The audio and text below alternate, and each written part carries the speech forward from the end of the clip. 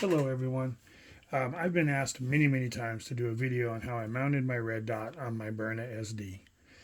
So I'm going to do this in reverse and then put it back together to prove that it is not held on with tape nor glue or hard bubble gum. So the first thing you gotta do, take your magazine out, get rid of the ball that's in it, move that to the side. Okay, you're going to need a screwdriver, flat-bladed screwdriver, a pair of pliers and the right Allen wrench, and a file or a mill if you have one. That would be great. So first, take your screwdriver, stick it in there, pull that retaining clip back as far as you can, grab it with your pliers, pull it straight out. Okay, so now I set it straight down the way it came out. I don't know if that really means much. It's just a safety precaution. So now, one of the tricky parts is your ball release or ejector is spring loaded. So when you lift the top cap, lift it straight up, keeping it level. Take the release off, and there is a spring right here. So take that spring out, and we'll set it aside with that. Now at this point, you do not need the rest of the SD itself. We'll put it to the side. So here, to prove that it is not glued on, I'm going to try and get this in focus. See, there's two screws through the bottom that are holding this red dot on. So take your Allen wrench, stick it in there, take it out, both screws, and you have little retainers in here that you might want to hold with your finger just so it unscrews.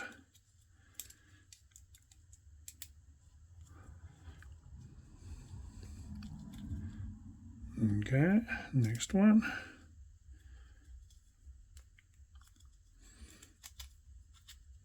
Okay, and there you go. So here's your screws, which come with the sight. Okay, now the tricky part is, or not tricky, but I'm going to show you on another phone that this is the sight that I'm using from Amazon. I can get that to focus as best I can. And this sight comes with a base plate that looks like that. And it's mounted on the bottom. Now, I did not use the base plate because I didn't want the extra height. So if you can see in there where the holes are, those are actual bushings that are pressed into it. And what I did was I took pliers and just pushed them out. And now these bushings are what came in through the top. Or they're from the top, but the screws come in through the bottom. A learning note, I would have gone maybe a little bit more research on the sight so that I had one I could change the battery from the top instead of the bottom so that you don't have to do this to change the battery. I just didn't know how well it was going to work, so I bought the most inexpensive one I could find. So on the top strap of the Byrna, I took a file, and because it's got a curve to it, and I made it flat. Now, you could remove the entire rear sight, and that would move the red dot back farther and would give you plenty of clearance, and you would not have to mod your ball ejector. I kind of didn't know if it was going to work, so I didn't want to waste, not having the sight on there. So I made it flat and moved it forward, and then I actually filed a little bit off of the ejector so that it would just have clearance for the sight.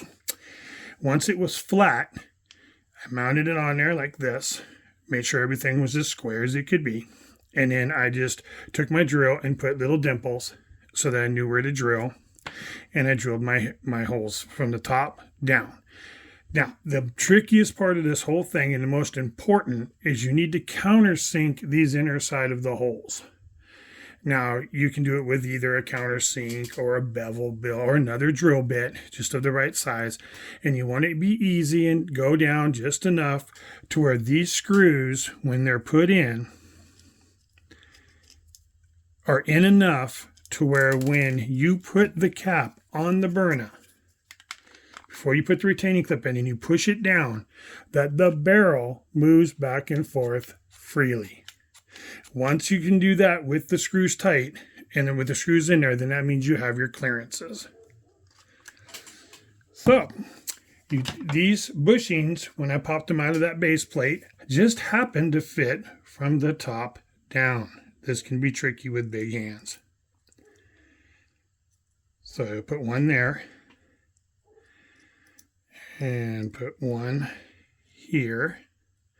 You can get it to go in there. There you go. So they're just laying in there. They will fall out. So stick them on the slide again. Try and hold your finger in there. Get your Allen screw ready. Hold your finger in there. Stick the screw in from the bottom. Try to line it up as best you can. This is a little on the tricky side. And get it started in that bushing.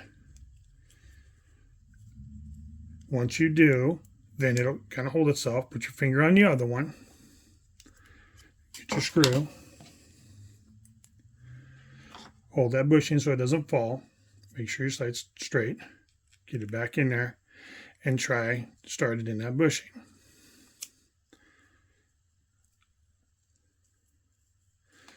Once you get them going, they'll come down snug. And then you can straighten out your sight so it's just, as perfect as you want it to be. And then tighten them up. And they tighten up. You can get them.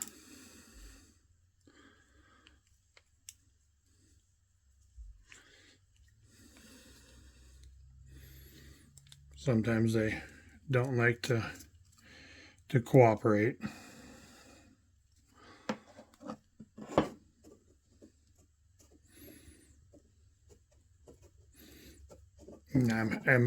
So anyway, so that would be tight. So it's all straight and it is now mounted.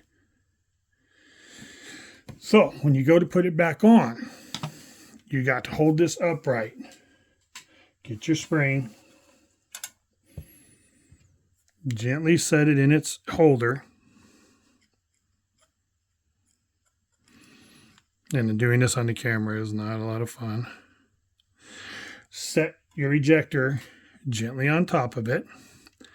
And you'll see the grooves right here where the rocker bar's set. Just set it down, just like that. And come straight down with this. So when you put it on, there you go. Now, one of the things I've also learned in the process of doing this, take a little bit of your gun oil, just put it on your finger, rub it around, stick it just on the tips here of your retainer spring. That makes it slide a whole lot easier. Get it up in its holes.